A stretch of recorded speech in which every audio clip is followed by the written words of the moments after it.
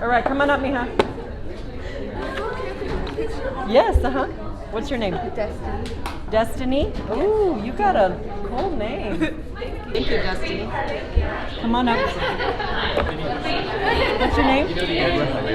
You play the guitar. Awesome. My son is a musician too. Spell that for me. So R-O-G-E-L-I-O. L-I-O? Yeah, so what else do you play? I also play the electric and the bass guitar. Very cool. Keep playing. Oh, wow. That's a good dream. Yes. I want to own my own vet clinic. Own your own vet clinic. What about you? Physical therapist. Physical therapist. Real estate. Real estate. Real estate. Project science. Project science. Veterinarian. Veterinarian. Study human behavior. Human behavior. Mental health therapist. Mental health. You guys could study me when I was, your age. Hey, listen, you can do and be anything you want to be. Okay, never ever give up, and never ever let anybody tell you you can't. And most importantly, believe in yourself, because anything can be achieved with that. You believe it? All right, high five. Awesome. Good to see you guys. Good to meet you. Good morning. My name is David Contreras, and my incredible wife of 31 years, Rebecca. And she spoke to 2 classes this morning, and we shared some things. But I promise you, you guys are the ones I was looking forward to speaking with.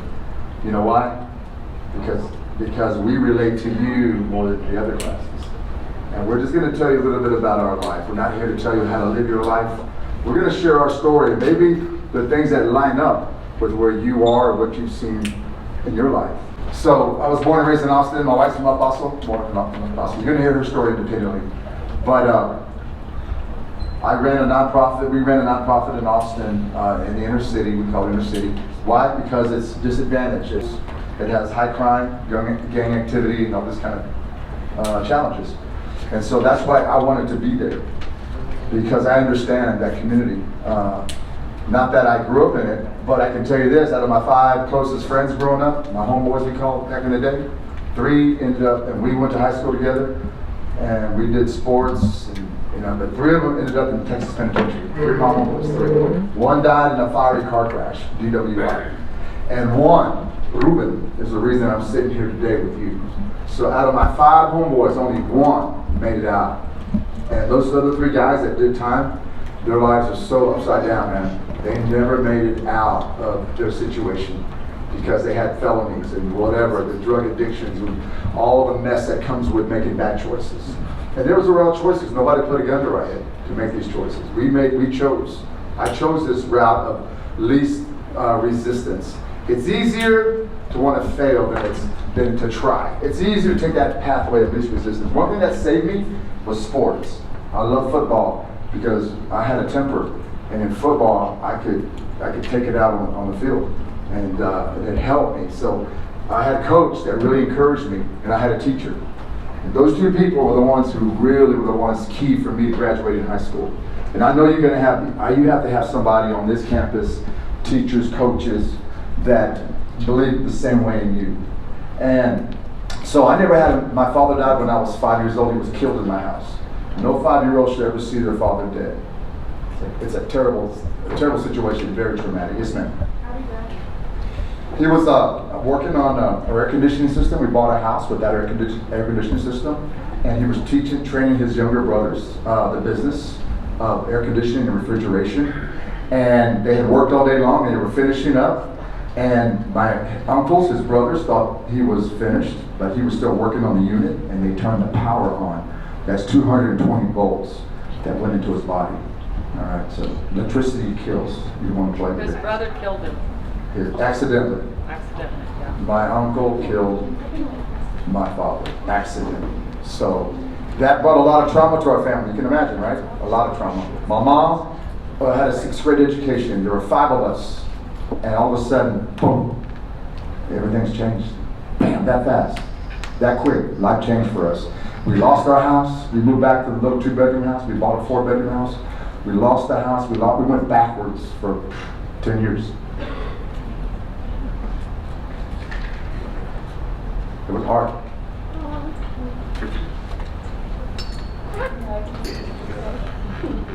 Sorry. But it made me stronger. and made us stronger. We had to learn how to navigate different. So I can be real with you guys. I'm being vulnerable. Because I care about you guys. You're important. You have value. You have so much value. You have such gifts and talents you don't recognize. You know why? I didn't recognize it. I didn't know I had anything to offer. But playing sports was my one thing. My mom, she bought a home she bought as a Latina with a 6th grade education. She bought a home in a white community in the 60s, which was unheard of. The 60s in those days was for real racial tension, for real. And I'm not discounting it today, but it was legal in those days to be racist. So when there's a fight with a black, a brown, and a white, who gets taken to jail first? Who gets questioned first? The black or the brown. The white one, they're guilty. But in those days, it was legal. It was legal. That's what makes it different today. It's illegal for racism. So in my days, I had to learn to hate. I didn't hate white people. I had good white friends. It's just the older guys that they were ignorant, didn't like my skin color. And I'm a dude, so I'm a threat in the white community to them, in their minds. I'm just trying to be a kid. I'm just trying to have fun and play football, ride my bike, right? Enjoy life. And so you could be riding your bike one day and all these rocks are knocking the crap out of you, man. And you have to learn how to run. You see dudes coming, that's how I learned. He was really fast. That's how I got fast. That's how I could play football, because I knew I had to move. I learned how to jump fences. And that's just the way life was, But I used those negative things for my ability in sports. And I ran track, played football. I'm not a big guy, but I was quick and I liked to hit. So I played corner and free safety and kickoff return. I can fly down the field as fast as I can and boom, smack whoever's carrying the ball, whoever. I used to love it. Knock myself out. He would have been, I don't know the principal's still here, he would have been a good football player here. I don't know about that. These guys are pretty big. So, in high school, I had one coach, and I remember I was doing so good, I wanted to do good. I had no role models, guys. My older brother and my older sister dropped out of high school in their 10th grade. They both my brother impregnated his girlfriend, my sister got pregnant. I had no role models. And I thought, okay, I don't know where to go, but I don't want to go that way. Right? I don't want to be a teenage parent, and so I thought, okay, I'm going to stay in school, and I tried to stay in school and focus and just making my grades, and I had teachers that believed in me, but my coach was the guy who really, he was the one who inspired me to keep going, because that's the first time in my life I ever heard a man see me. He was my coach. He said, "Contreras, you're going to be a great athlete someday." In front of my peers, in front of these dudes that, man, were amazing, he yelled, he called me out. And when I grew 10 feet, boom, yeah, I can do something. And so I wanted to make him proud. The first dude in my life that ever saw me as a man, as a boy, as a young man. Anyway, so that helped me stay in school. I graduated high school, but I had some issues. I got involved in drugs because I took a path of least resistance. And for 10 years of my life, I was going this way with my homeboys. Now, by the grace of God, I got there an hour late after the bus, okay, or something happened that prevented me from ending up where they went. And I was the worst of the group. That's the thing. I was the craziest among my homeboys, but they did the time, not me. Had I done it, I would have never accomplished or achieved what we did. I would do in my future. So, I'm just here, guys, because I do believe. I don't care what your situation is. I don't. 'Cause I've seen it, and I'm sure they're tough. I'm not discounting some of the challenges that you may have at your home, in your community, I'm not discounting that. I'm saying, in spite of that, it's up to you. It's going to be up to you here and here. You're going to have what's called courage to want to make a change, because people are going to laugh at you. So your friends, your family, they're going to call you names, man. They're going to call you out. And you're going to have the courage, which is going to be internal strength to keep going the direction. So I was not a good student, to put it lightly. I had the aptitude. I had the aptitude. It means I had the ability. I had the capability to be successful in the classroom. But I wanted to be a clown, like my friends. I wanted to be the funniest guy in the class, right? And it made me popular. But it didn't make me successful. And I was that guy, but I graduated. I barely graduated. My teachers were like, okay, you owe me that diploma, David? I said, all right, I got you. But I graduated and I decided to go to college for a couple of years. I went to Austin Community College for a couple of years. I wanted to go into filmmaking, and I never did. You know, everything I started, it seemed like I quit. I did get a job working at a law firm. For the first time I saw professional people. I was in an environment that was out of my comfort zone. And guys, you're gonna have to learn to get out of your comfort zone. It's not gonna feel good, but it's gonna be beneficial. It's gonna sharpen you. It's gonna add value to you. So I got into this world, and I was scared on the inside, but I had to front it. Like, oh, I got this. But I was intimidated by their success and by their education. But guess what? I stepped in. I thought to myself, I'm going to maximize my opportunity. I'm going to gain as much wisdom and experience while I'm working for this law firm. And unaware that years later, that experience I was gonna be in Washington, D.C. in that kind of environment. So I had already a little taste of what that felt like, what it looked like, right? These are professionals, highly educated people. Years later, I'm in Washington working with people with their masters and PhDs. My boss is Dr. Ryan Streeter, blah, blah, blah. You know, so I knew how to interact. I had an opportunity. So I maximized those 4 years that I felt I got out of my comfort zone and did something different, something that no one in my family had ever done. And so I was kind of the trailblazer in my family to move out of Austin, to move to Los Angeles for a few years. I worked in Beverly Hills. So I had this innate thing inside of me that says, I want more. I don't want to just be stuck in Austin. It's a great big world out there. I'm sure some of you are thinking, you don't want to be stuck in El Paso all your life, but do you? Who wants to stay in El Paso all your life? No? There's a great big world out there, guys. I'm telling you. And one thing I did, as a young boy, I lived around an airport. I thought, I'm going to see the world. I'm going to travel. I don't know how. No one in my family travels, but I'm going to travel. I got a vision for myself. And so I moved to LA when I was 19 years old, and I moved again when I was 23. And together. And so over the years, I've traveled to LA, I've been to East Coast, New York, I lived in DC, we've been to Istanbul, Turkey, we've been all across Europe. Well, I've been to Colorado skiing. We've done all these crazy things. Why? Because I thought about it. I thought about it. I didn't look at my circumstances saying, oh man, my limitations, I'll never get out of this. I'm always going to be here. I didn't speak that negative stuff. Even though it looked bad, I didn't own that. I'm not going to own where I live right now. I'm not going to stay here. This world's too big and life's too short. Anyway, that's kind of my little bit of my journey, guys.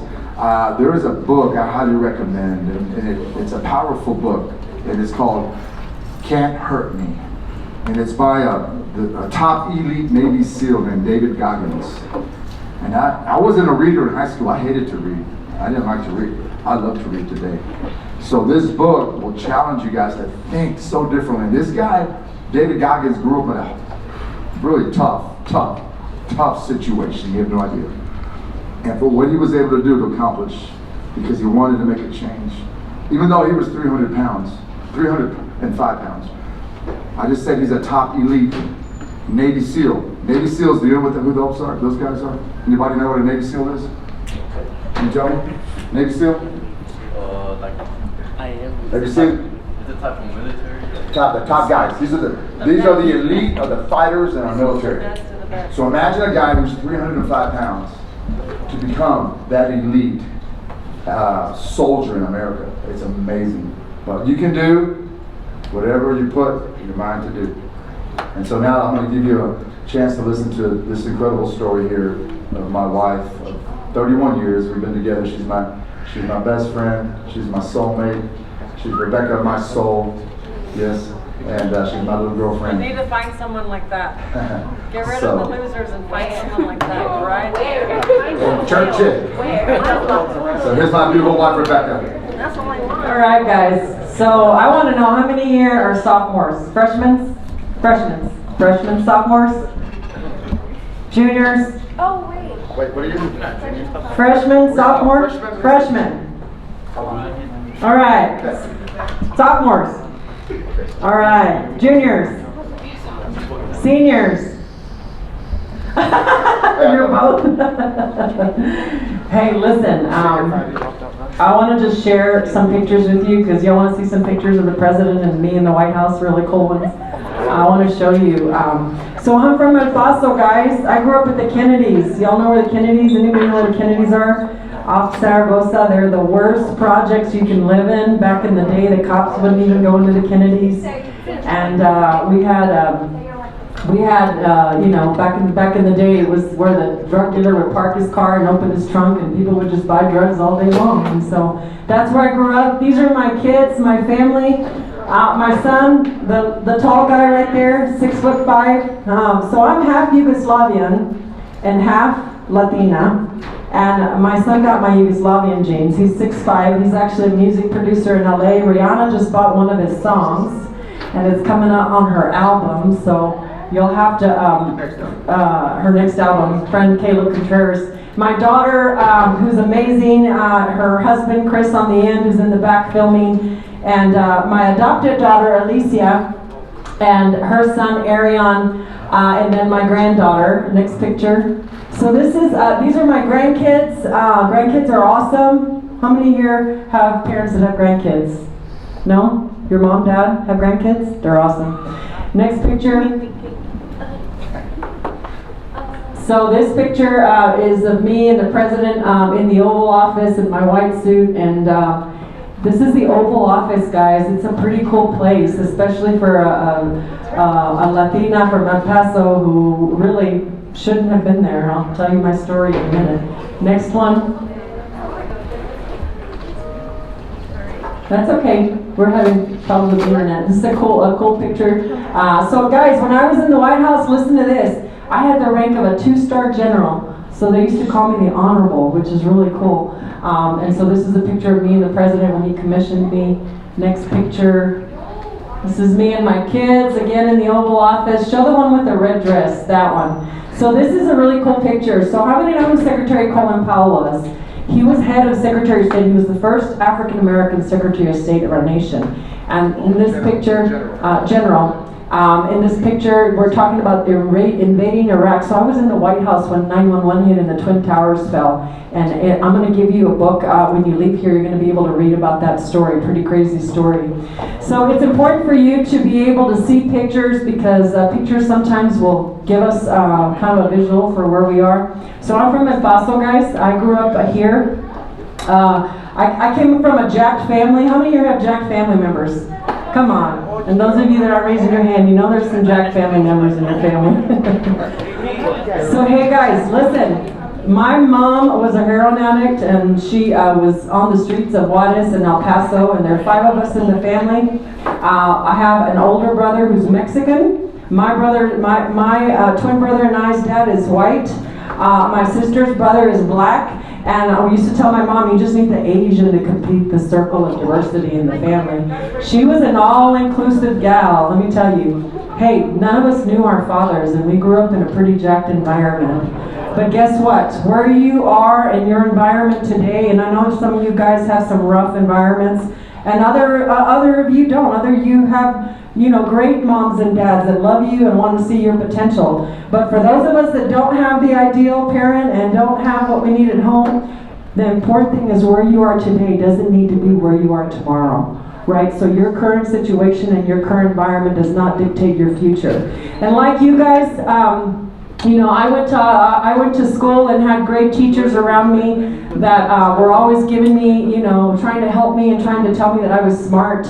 But I had people in my life at the time in my family that told me I wasn't very smart and told me that I wasn't going to amount to anything. If I had $1 for every time that somebody told me I wasn't going to be anything in my life, I'd have a lot of money. I have a lot of money today, but it's not because I took $1 from people who told me that I couldn't be anything.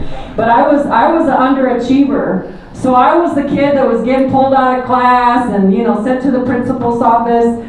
Back then, they don't do it now. Back then, they had something called corporal punishment in the schools, where they swatted you with the what do you call that? The paddle. Man, got a lot of swats in my ass many times over. Yeah, back then they used to swat you if you acted up and you skipped school. Oh, let me tell you, it was not fun. And I went to a school, a middle school and high school where, back then there was segregation, and they had started the first mixed Mexican, Hispanic, black, and white school, and they shipped us from the east side where I grew up all the way to the white neighborhood, and we were on what we would put on what we call the minority bus, and man, there were fights every day, and it was all about fights and getting into trouble and just doing stupid stuff. How many of you have ever done anything stupid? Come on, raise your hand. I know you guys have done stupid stuff, right? But here's the deal, you don't have to keep doing stupid stuff. You can stop doing stuff that doesn't add to your future. And so I grew up in El Paso. I'm one of 4 kids, and my mother at age 5 told us she was going to the grocery store and never came back. She left us in the apartment. See? So, I was abandoned. Doesn't that feel like crap when you're abandoned? And you think, what the heck? What did I do? I was 5 years old. I hadn't done anything, okay? I was a good girl. But my mother left, and she had an addiction to heroin. She struggled a lot with drugs, and she just couldn't take care of us. And guys, I should have been in the foster system if it wasn't for my grandmother. My grandmother rescued us. There were 4 of us and brought us to live with her. And for 2 years, we didn't know where my mom was. We just knew she was on the streets of El Paso and Juarez. And back then, you could cross the border and come back and forth pretty easily. And 2 years later, she came back. When she left, she was 300 pounds. My mother struggled a lot with drug addiction, alcoholism, and obesity. And she had a lot of mental illness, too. And she was jacked up in her brain. And, unfortunately, she took it out on us. I sustained a lot of physical abuse, emotional abuse, and all the things that a child should never, ever go through. But it happened. And, stuff happens in life.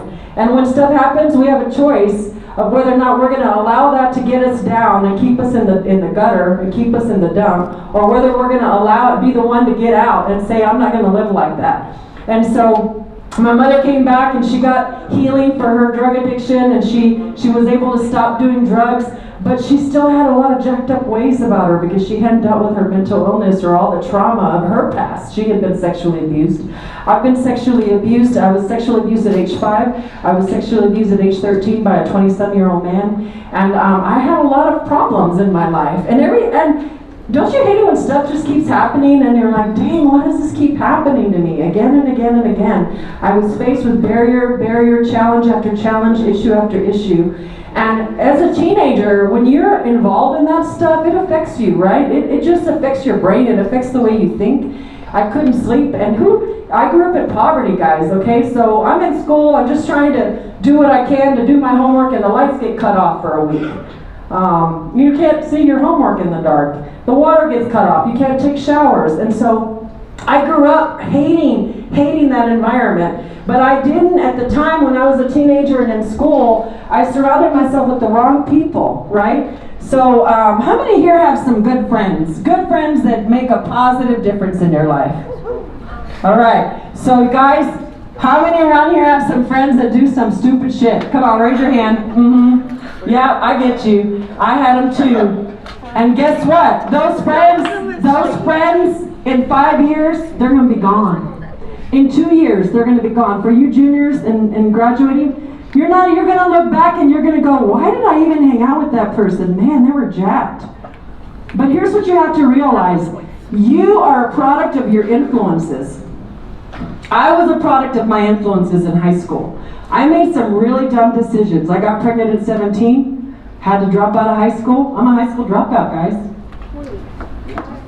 Yeah, wait, I'm about to tell you, girlfriend. Hold the fort. I'm about to tell you. So I dropped out of school because I didn't listen to any of my teachers, and I didn't realize my potential, and I was jacked up in my home, and nobody believed in me except a couple of teachers that said, Rebecca, they called me Becky at the time, Becky, what are you doing? You're smart. My drama teacher, my history teacher.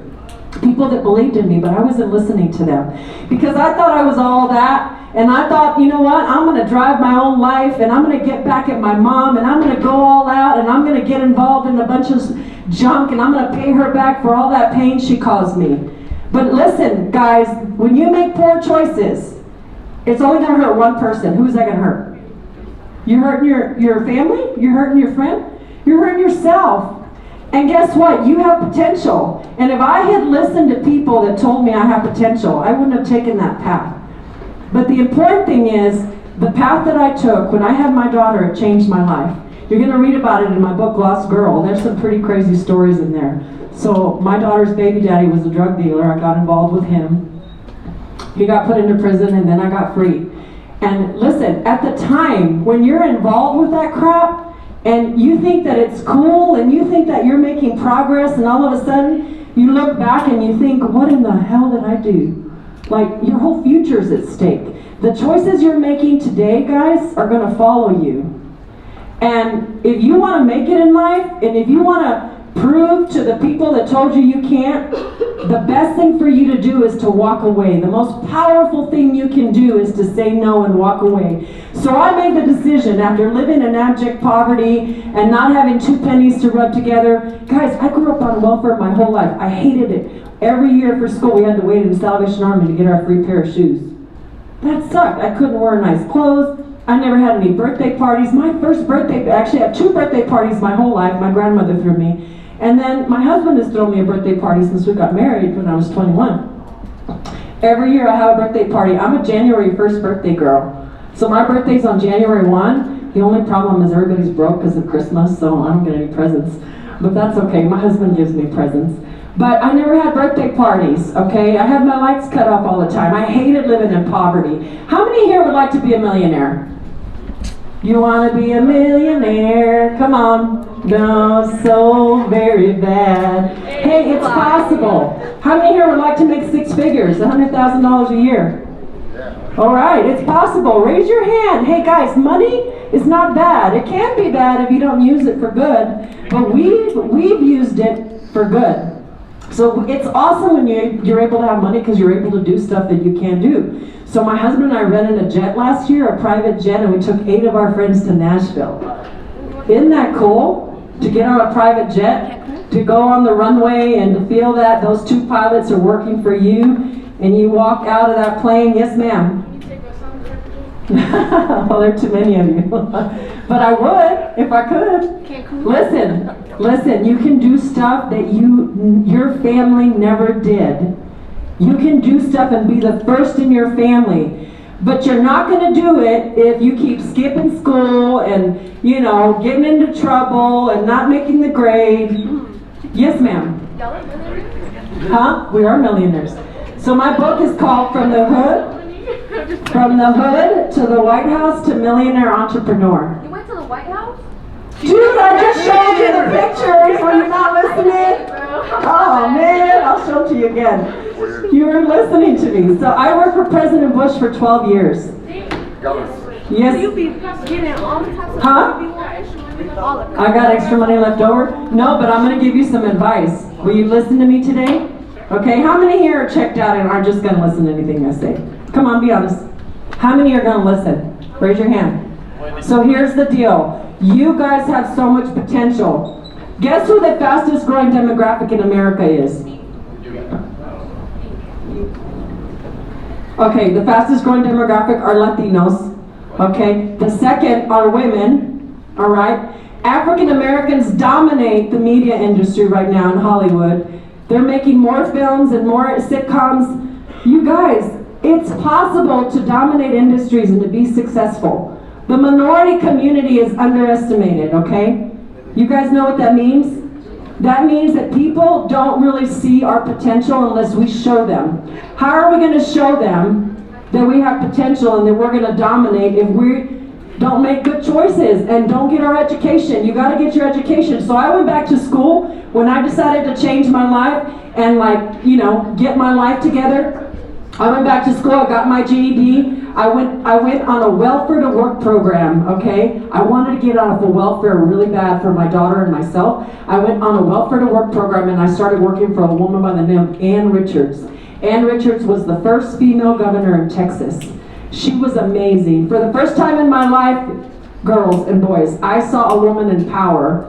And I knew that I didn't have to just be barefoot and pregnant and with a bunch of baby daddies, that I could actually do something with my life and have influence and have money and have power and have the ability to give back to those kids in the inner city that needed the help. My husband and I have been able to start a nonprofit, and we've helped thousands of kids, Latino, Black, and minority kids in the inner city with education and empowerment. It's possible, because we haven't made millions just to help ourselves. We want to help others that are struggling, because there's a lot of people struggling. How many agree? Right? Who knows what struggle is like? Who wants to stay where you are? Anybody here? Who wants to get out of where you are? Right? Wouldn't it be awesome to be able to take your mom or your dad or your grandpa to Europe and pay for it? Wouldn't it be cool to be able to take your family, to be able to go places that you've never been?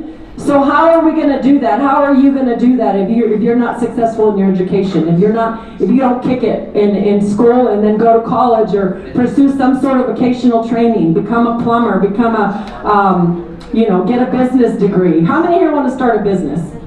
Anybody want to be an entrepreneur? Raise your hand, you can be an entrepreneur. So here's the deal, when I was your age, I never dreamed I would be an entrepreneur. Nobody told me I could start a business. And 10 years ago, I left government. Remember I told you I worked for President Bush? My husband and I were the only Hispanic Latino couple in the administration. I started a business 10 years ago. Today that business is worth almost $18 million. So guess what entrepreneurship has done for us? It's given us influence and wealth. And you can't do anything without money, guys. If you go into a store, anybody going to give you free stuff? No. You want to buy a car, is it free? No. Yes, ma'am. So do you still live in El Paso? No, I live in Austin, Texas. We got married. I was 21. He was 31. He's 10 years older than me. By the way, he's 62. Does he look 62? No. Heck yeah. He's 62. But he works out, he eats healthy, he runs, he stays in shape. I have to keep up with him. He runs circles around me. I'm 52. Do I look 52? No. Thank you. Tell me more. But hey, listen guys, I hear you guys are the highest potential group on this campus. That's what they tell me. Somebody lied to me then. Hello? High potential. But you are going to be your worst enemy. I want everybody to look at me. You are your worst enemy. If you're not successful, you can point your finger, say it's my fault. But guess what? You can be successful. And you can overcome. And you can get your shit together. Okay? I did. You can do it. And I believe in you guys. And one day, you're going to look back and you're going to say, wow, I can't even believe I was at that place. So you have potential, and I believe in you. Mr. David believes in you. Your teachers believe in you. But you gotta get rid of those toxic friends that are just dragging you down and trying to get you to do all that crazy stuff. And you gotta find some good friends. Hey, how many here have friends that are straight A students? Every single person should go find a friend that's a straight A student and say, hey, tell me how you're making straight A's. I want to make straight A's.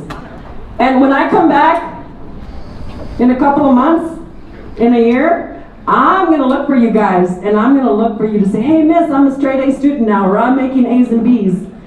You guys are going to graduate, you're going to go on, and you're going to do big things, and maybe you're here one day as a millionaire, writing your book. How many would like to do that? Right? Hey, listen, you don't wake up every day. Do you wake up every day and say, oh, I think I'm going to be a complete mess today? Do you wake up? You wake up and you set your mind and you make good choices, because your choices are going to follow you in your life. Good choices. No more bad choices, right?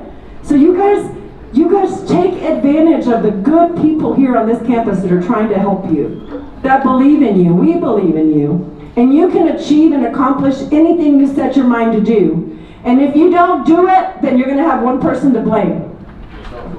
Everybody point the finger here. It's me. You. Not me.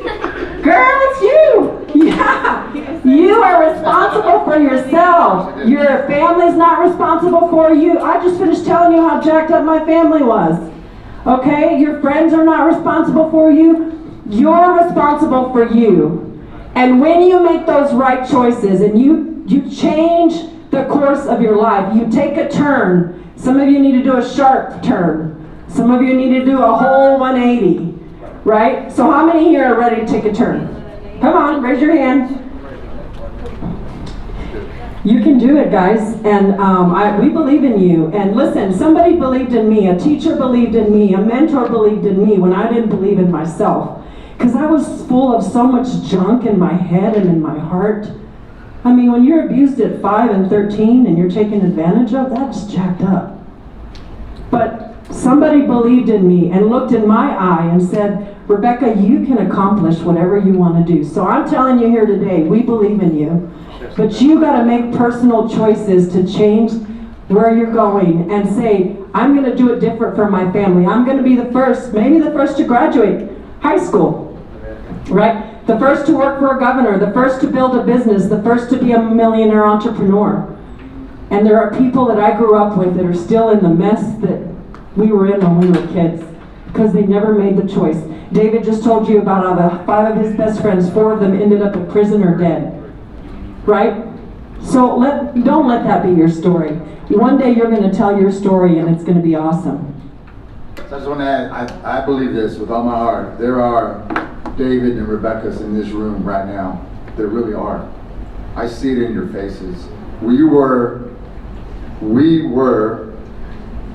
just like you. We grew up in very similar ways with very similar circumstances. We were you. So imagine, you might be struggling with certain things, or you don't care about things, or life effort. That was me. I didn't care. But because we made a choice, there's only 2 paths in life. You can take a path of least resistance where it takes you nowhere, and you get in a rut, and life is hard, and you make it hard, and you hate life. Or you can make a choice. It's a little tougher choice, but the benefits are unbelievable. To finish your education, to do the best you can, come to school, do the work. You don't have to hate the game, learn how to play the game. And when you play the game, there's success in that. And the game is the way the system is. Education, higher education, trade schools, technical schools, military, law enforcement. Guys, there's so many avenues to success. There's so many. And so I'm telling you, as I'm looking in your eyes and I see little Rebecca's, I see some, yeah. You remind me, oh my God. When I first met my wife, who wasn't my wife, I can tell you, she wasn't this amazing, polished woman you see today. No way. I was 16 when you first saw me. At a glimpse, I just saw her for a glimpse. I didn't talk to her until she was 19. But I'm telling you, I see little Rebecca's here. I see young David's here. I see you, man. So it's up to you the choice you want to make. Let me leave you with 2 things. Self-awareness. What does that mean? When you're self-aware, you want to look at what are your weaknesses? What are your strengths? Because you know what? We all have weaknesses. We all have strengths. Sometimes we put too much faith in our weaknesses, and we let our weaknesses control us. I'm not smart, I don't feel like it, no, that's a weakness. We all have them. What's our strength? Well, school's not too bad. I like teacher so-and-so. Our principal's pretty cool. Okay, those are strengths. Maybe I can work on those strengths. I want to come to class. I like one class, and it's not lunch. I like reading's cool. Maybe I'm a nerd. I'm a nerd on the side, I'm a hidden nerd. I like science, I'm not gonna tell anybody. I am smart, but I'm gonna hide it. No, that's a strength. So that's the self-awareness. And another one is emotions and passions. That'll lead into self-management. So self-awareness, what are you good at? What are you weak at?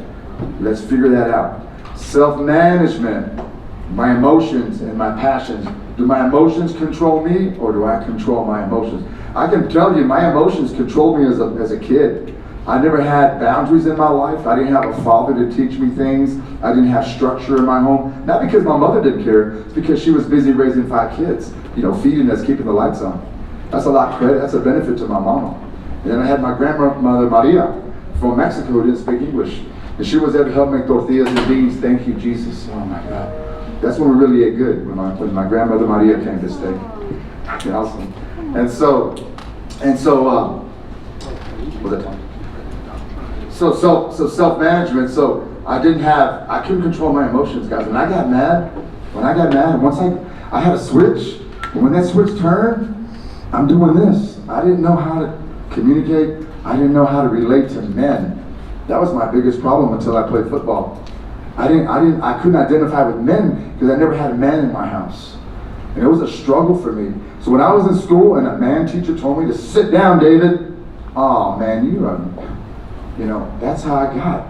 I had no control over my emotions. And then for passions, so aware self-management of emotions. Once I learned to learn to control those emotions, to walk away when somebody is talking mess, to learn to let it go as best I can, walk away. That helped me get better and stronger. And then the other one, passions. Your passions, if you let them take over your life, they're going to lead you places you don't know how you ended up there. Negative passions. Negative passions. Like with the wrong dudes or the wrong girls or the wrong people. Those passions can jack your life up and misguide you and take you off course for years. So, self-aware. What are you good at? What are your strengths? Right? You have emotions. You keep them in check. And management, how do you manage those things in your life? That's going to help you in your daily life. Those are two simple things. Be aware and manage, control. So one action I'm going to leave you guys with. I want y'all to do two things. Will y'all do two things? Number one, will you read my book? So Mr. Israel, he's on the school board. You heard from him earlier. Raise your hand, Israel. He invested in you guys and bought you guys books out of his own pocket. Okay, so I want you to thank him. I want you to read the book. Read the book. Who's going to read the book? And then the second thing, I want you to give it to a jacked up family member. Did you hear what I said? I'll read one page. Hey, how many of you are going to give it to a jacked up family member that you think needs to read it? After you read it. After you read it, okay? And the reason, hey guys, when you read it, I want you to understand why I wrote it. I wrote it because I want kids like you and people that come out of our community to understand it's possible to do something different with your life. It's possible to stop making wrong choices and start making right choices. And it's possible to achieve success. And it's possible to overcome all the issues that you're faced with. So I want to know really quick, how many here want to go to college? Raise your hand. What do you want to be? What do you want to major in? English? Who else? Who raised their hand? So there's Come on, don't be shy. You raise your hand. There's marketing, there's law, there's education. Yeah, give me another major. Who else wants to go to college? Coaches. There's What do you want to be? What do you want to do when you go to college? Psychology? That's the evaluation of people. That's awesome. Who else? Come on, what do you want to major in? Business? Anybody want to major in business and become a business owner? make your money, man. All right, you gotta make money. When you're an entrepreneur, you can make money in the workplace too. Yeah. So when I was in government, we both made 6 figures. So you can make 6 figures in the workplace too. So important. I want to encourage you. And those that don't want to go to college, hey, I didn't go to college, but I took some additional training. I went back and got some training at the LBJ School of Public Affairs and got my certification in human resources. You can get a certification, vocational training. You can become a chef. We have several of our kids that graduated out of our program in the inner city that are now Cordon Bleu chefs. So you can do other things. You don't have to, not everybody's meant to go to college. But you know what? Do something with your life. Don't go backwards. How many want to go backwards? No. How many want to go forwards? Go forward in your life. And you know what? You prove to that person in your life that told you you couldn't do it that you can. So I'm going to leave my book with you today. I want you to read it. And I want you to give it to a family member you think needs to hear the story. The last thing I want you to do is I want you to identify a positive influence and a good friend in your life that can help you be better. All right? Is that your friend? Okay, you're better together. And get rid of those negative, toxic friends that don't make right choices, and you start making right choices, okay? So next time I see you guys, y'all are going to have, you're not going to have issues with attendance, and y'all are going to be good, right? All right, I'm going to hold you to it. One last thing, guys. Nobody makes it alone. We didn't make it alone by ourselves. We had people come around us. We had to humble ourselves, you know. We had to say, hey, I don't understand. Could you show me? Could you help me figure this out? And you have people on this campus every day who want to do that for you. And do it now. Because it gets harder when you leave high school. Life gets a lot harder, guys, when you're on your own. I'm not playing games. So right now, take advantage. If you want to learn something, get to know it, find out information. Of course, I know you have Google. And one thing I got to say about your generation, I know it's a lot harder because of social media and the internet. That's got to be such a thorn in your side. It can be if you let it. You know, it's a disadvantage if you let it. At the same time, it's a great asset and a great tool if you let it be. But again, guys, we can make it by ourselves. Get around people, like my wife was saying. Let those counselors, those good friends, those good students that are doing good, it's okay. It's okay to ask them, hey, can you help me? How are you doing this? How do I accomplish it? We need it. We have to get a crew. We have a crew. All right? All right, let's get a book. Y'all want a book? Y'all want a book? If you want a group picture with these guys, Can we get a group picture with you guys?